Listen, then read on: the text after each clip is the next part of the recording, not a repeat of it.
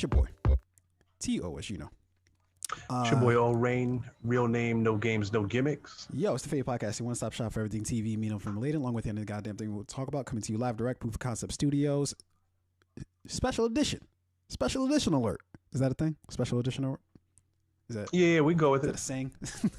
Yo, we want to come to y'all. We just want to get to the goods real quick, man. We had a couple things we wanted to talk about yesterday that we didn't get to, so now we're here today to talk about them. Luckily for us, we got a trailer that is hot off the fucking presses. You know what? I feel like we should start there. We got The Matrix Resurrections.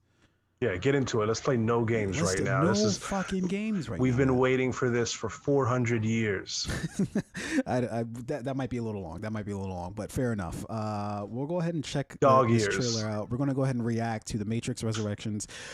So this is obviously from only one of the Wachowski sisters. Hold on, let me pull up the deets right now. So we've got this from... this is directed by Lana Wachowski and is written by Lana Wachowski as well as David Mitchell and Alexander Hammond, and his stars, of course, reprising his role as Neo, Keanu Reeves, Carrie-Anne Moss as Trinity, and Yahya Abdul-Mateen II, who's been on a roll lately, as perhaps a young Morpheus. Yeah, he's been balling, man. Candyman, Aquaman 2, I believe it's like in production. Matrix 4, he's killing it right now. Yeah, and then of course Christina Ricci starring in the film as well.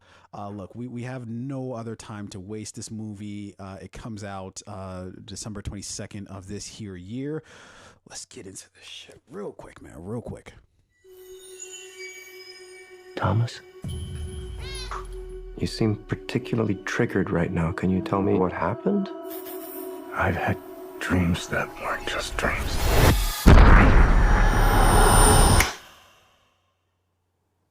Am I crazy? We don't use that word in here.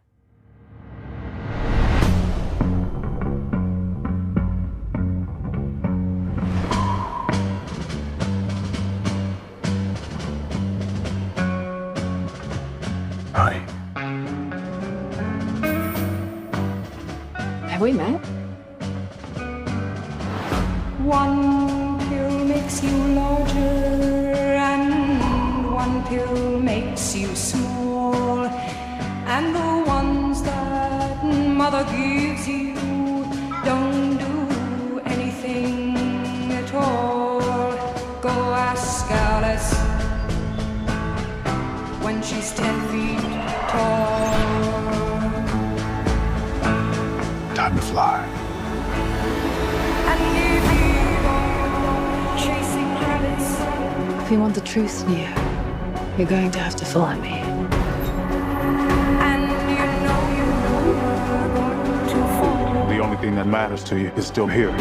I know it's why you're still fighting and why you will never give up. You don't know me, no?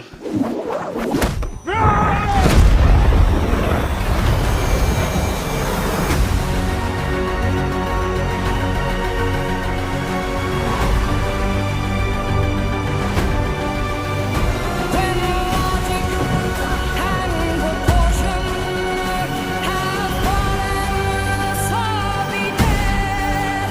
And the white knight is talking backwards, and the red queens are overhead.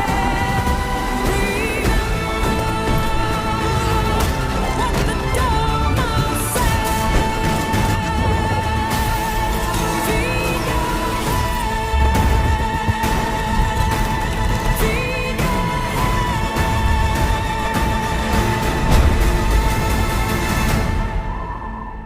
After all these years, to be going back to where it all started. Back to the Matrix.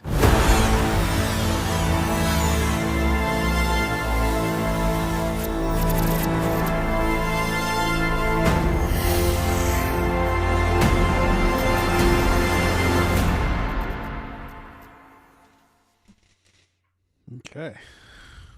Thoughts?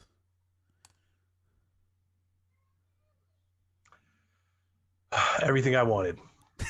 Listen, we waited a long time for this, right? First of all, like just focusing on the trailer alone, right? Love the music, like very powerful song, very powerful vocals. I love like the beating drum, just the whole tone and energy behind this trailer.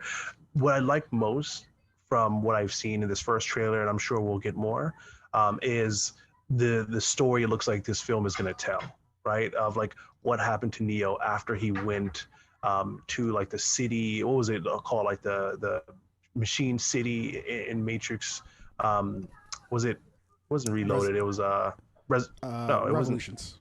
Revolutions. Yeah, and it looks like he was like reinserted back into the the world of those who have not yet been or back into the Matrix, right? But for something has stayed with him, like that connection between him and Trinity.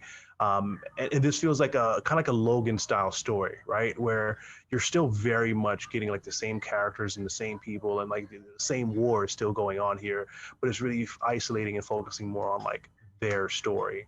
Again, I'm sure we'll get a lot of everything else, but it feels like what what the X-Men franchise did with Logan. Like, let's tell like a final and complete story. Well, you see, I have a completely different viewpoint on that. I don't think that we're going to be getting that at all. In fact, I think they're trying to start perhaps like a new story, a new, Really? yeah, maybe a new, not a franchise, but a new like sort of reboot of the Matrix. Because I think everything that we saw, I'm not sure if we can trust it. I'm not sure if it's exactly what we think it is. I don't know if Neo's Neo. I don't know if Trinity's Trinity. I don't know if we're looking at Yahya, Mateen, the second as a young Morpheus. I don't know if we can trust any of that shit. I think that we don't know what the fuck this story is going to be. If I had to take my guess, I'm going to guess that it's just going to be a very sort of like complex reboot of the Matrix lore, and I get the sense because there's even like a little bit of a meta thing there, right? You had the dude in the chair. He's like, yeah, whoa, you're going back to the Matrix, huh? So who the fuck knows? He could be talking about Matrix spreadsheets. I don't fucking know. Or he could literally be talking about the Matrix, and in that realm. Now, remember that at the end of Matrix Revolutions, there was like a peace deal brokered between the humans and the machines, right? So what if they created some sort of harmonious place that both could sort of dwell in, and maybe now this is like, I don't know. I don't know exactly, where this story is going to go. And, I don't fucking want to know. I don't want to know any spoilers for those who are like, oh, you're an idiot. That's not what this spoiler said. Don't even want to fucking know the spoilers. Keep your goddamn spoilers to yourself. I want to be pleasantly surprised by whatever the fuck this story is, because I got a feeling it's going to be, if not great, it's going to be at least interesting. So, I look very much forward to this. One of the other things that I did think might be a possibility here is like this world that we see Neo and Trinity living in. It might just be like maybe part of that deal was to essentially imprison Neo, right? Because he was that like disruptor in the Matrix. So what if that deal was like, like in order to have peace, we need to have like a separation of the two worlds without someone trying to tear down the walls, right? So maybe this world we see Neo living in, where he's going to therapy, he doesn't quite remember who he is, and he just seems like a normal guy. It looks like he's a graphic designer now or something like that. Maybe that's really like just a prison. It's like, all right, let's do everything we can to keep him from continuing to disrupt the Matrix. And this film is going to be about like him trying to remember who he is or who he was and like get back to that thing. So I think either way, even that's a little tough, because like Neo was dead by the end of the Matrix. Like the virtual self, the actual self, all of them were dead as well as Trinity, very much dead. Like the person was dead. So I'm interested. You think to see so? how I didn't get that from Matrix Revolutions. What? First of all, Trinity had 1,001 fucking skewers poking through her body. She was definitely dead. Okay, and then Neo. Maybe they didn't hit any vital organs. Yeah. Well, she had enough blood loss to, to pretty much guarantee her death. You might be able to argue that maybe Neo wasn't dead, but I feel like that they all but just said Neo's dead. Although they alluded to it there at the end that he's not everything's about death, or how I forget how the fuck they phrased it at the end of Matrix Revolution. Either way, I don't think I trust anything that I just saw in that trailer. I feel like that was set up in a specific way to make us feel a specific thing, but I don't know if that's the story that we're going to get. I think we're going to get something completely like that we don't even know is what the case is right now. But either way, looking forward to it, man. It would be more than welcomed to have the story back. Look, we had a couple stories we wanted to get to yesterday. Let's try to get to them real quick. I know you only got a couple minutes left. I'll let you select which one you want to go to. I'm guessing this Angelina Jolie, Brad Pitt situation you wanted to chop it up about for a sec. We got some time. Let's get to them both. So the first story here, you put this one on. Why don't you visit the Angelina Jolie thing first, and then if we get to the second one, we'll get to it. Okay, so so this is an article that comes from Independent, following I believe this was like a interview Angelina Jolie had done with like The Guardian. Yeah. Obviously, Angelina Jolie, Brad Pitt were married for quite a while, have several children together, have since like divorced, or at least they're going through divorce. So in this interview with The Guardian, Angelina Jolie basically, and I'll just read an excerpt here. Angelina Jolie said that she was upset with her ex-husband Brad Pitt for working with Harvey Weinstein after the disgraced movie mogul and convicted rapist allegedly attempted to assault her. I forget which film or which project it is that Brad Pitt and Weinstein were working on. But, long story short, this was, it might have been Inglourious Basterds, actually. Anyway, so yeah, it looks like because that was co-produced by Weinstein's company. Well, that was one. It was Quentin Tarantino's Inglourious Basterds. Yeah. Yeah. So in another excerpt here, it says, like, the interview, Jolie alleges that in 2012, Pitt approached Weinstein to work as a producer on the noir film, noir thriller Killing Them Softly, which was the Weinstein company later distributed. She says that we fought about it. Of course, it hurt. She said, so basically, this is a situation where, at a point in time, Harvey Weinstein allegedly sexually assaulted Angelina Jolie, and she, and then her husband at the time, Brad Pitt, went on to do, it looks like 1 or 2 projects with Weinstein. They had an argument about it. Obviously, a disagreement about whether or not like that thing was okay, and how it affected their marriage and their relationship. So, the reason I added this to the card is I think this is a very interesting position, right?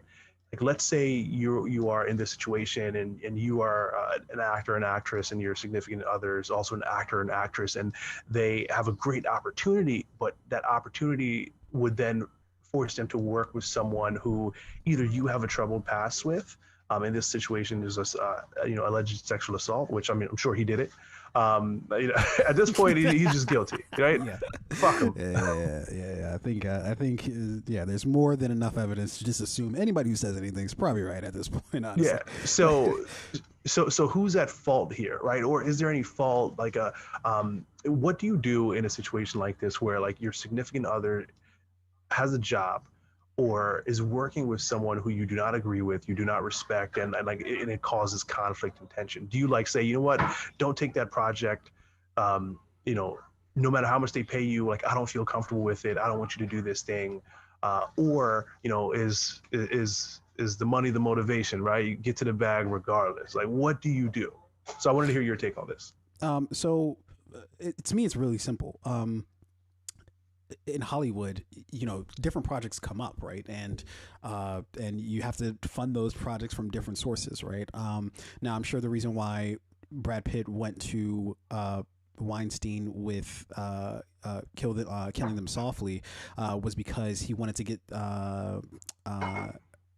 So it says in the interview, Jolie alleged that in 2012, Pitt approached Weinstein to work as a producer for the noir thriller Killing Them Softly, which the Weinstein Company later distributed. We thought about it, and of course, it hurt. So what that basically means is that Brad Pitt wanted them to do the distribution for the film, and that was like maybe one of the only means, if not the only mean, that he thought he could get the film made and distributed with is with the help of Weinstein. But that's not true. Look, if I, looking at my own situation, if my girlfriend said somebody, sexually assaulted them, and I had to decide whether I should work with that person or not, the answer would be fuck no, and that person better not let me catch them outside the club, right? It's on site. It's on site. And so I think, if this story is indeed true, then yeah, Brad Pitt's completely in the wrong here, because that's a complete dismissal, and no wonder why they're not together nowadays. Because for one, to me that's a relationship ender right there, right? If I'm telling you this thing that's deeply personal that happened to me, that I'm letting everybody else know, like, yo, don't work this dude, and then my fucking husband goes and that's a deep violation. That's a deep violation of like trust and respect, right? It's like, sure. Damn, now I can't trust you, and you've also done like irreparable damage to like the respect in our relationship. I know that you will never have my back or defend me. You can't respect me in that case, right? If I just told you somebody sexually assaulted me and you're like, cool, I'm gonna go have this dude produce my movie. You clearly don't respect me or the things that I have to say. I'm sorry. You're like, cool, I'm about to jump on a Zoom call with them right now, actually. They're on their way over. We're actually going to take this meeting in person. Can we put out three cups? Put out 3 cups of wine. Yeah. What the fuck? They're actually going to be staying with us for a while. It's like, how far does this thing go? But I think you're right. I think that is a regardless of whether there are allegations or not, regardless of whether you were there when the incident happened or not, like if this person is going to be your partner, you have to, I got to side with you. I got to, support you, and in this situation to go to him and want to do this distribution deal is just, again, to your point, I see why they're kind of like going through a divorce right now. There's no way you come back from that and still have a healthy relationship when that much is lost. Nah. And look, I haven't watched Killing Them Softly. I'm doubting if it's that good, if it's worth my marriage or not, right? Like, I don't think that there's really any one project that you're like, no, this is definitely worth my entire marriage for, because, after you do that, like, there's really no, and also too, it shows Brad Pitt doesn't really give a fuck about any of it, because if I'm understanding correct, there was rumors about Weinstein well before, this thing with Jolie that, from many different women, that was just like this common knowledge thing. And Brad Pitt was still like, yeah, fuck it, So I mean, whatever, man. Look, Brad Pitt, he does pretty good work, but I do think this kind of paints him in a significantly like bad light, and I don't know, but also too, we have to have kind of a little bit of a separation of church and state here, of the person and then their art, right? Like, so for instance, Weinstein, horrible person, right? But it's no doubt that the Weinstein Company put out some pretty decent films that we all love and cherish to this very day. We can't sit here and pretend like that's not the case. He's a piece of shit, for sure. But the work that company produced, at least some of the work was still, still some great work. And I think that's how I view Brad Pitt: is great actor, shitty person. Yeah, I mean, like, you can't ignore the body of work that someone does because the person that was behind it was a terrible person, or did some things like I think a perfect example is like the whole like R. Kelly situation. Yeah, terrible fucking human being, horrible guy. 12 Play, great album. He made the he made the remix to Ignition. Like, what am I gonna do? It slaps. What am I gonna do if I Believe I Can Fly comes along? Like, should I feel bad? It's a great song. Now I gotta get somebody to do some covers of some R. Kelly songs so I can feel at peace with listening to them. Yeah, you need like a wholesome guy to do the cover, like John Mayer or something like that. I mean, where's Ruben Studdard? I need to get him to do some some R. Kelly. But yeah, man, I might have to. No, go ahead. I was gonna say I might have to jump here. I got some prior engagements I gotta dive into, but I know you wanted to talk about that real quick before we call it quits on this particular episode of the Fade podcast. Were you about to say something real quick before we get out of here? No.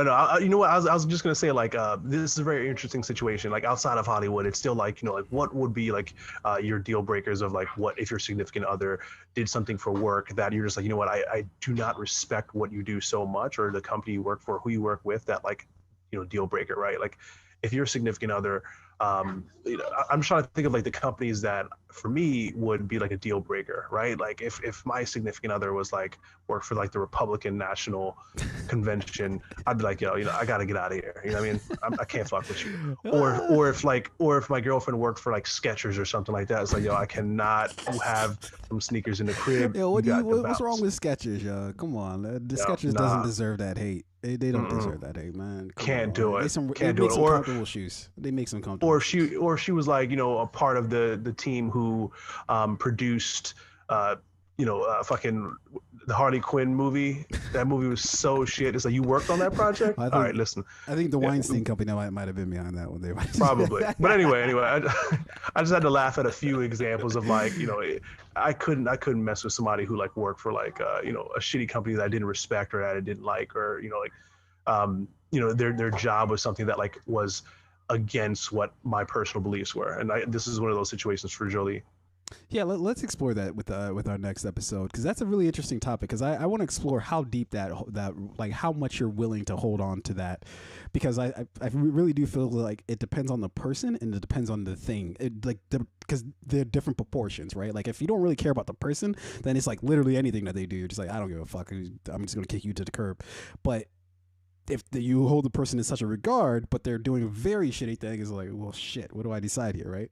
Very interesting thing to explore. We can explore that. Yeah, we can open up the next show with that. Yeah.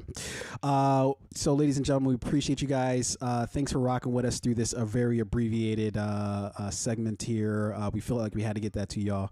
Appreciate y'all. Leave a like, leave a subscribe, subscribe to the channel. Share the shit with anybody and everybody. We appreciate you. All right, y'all. We out. It out.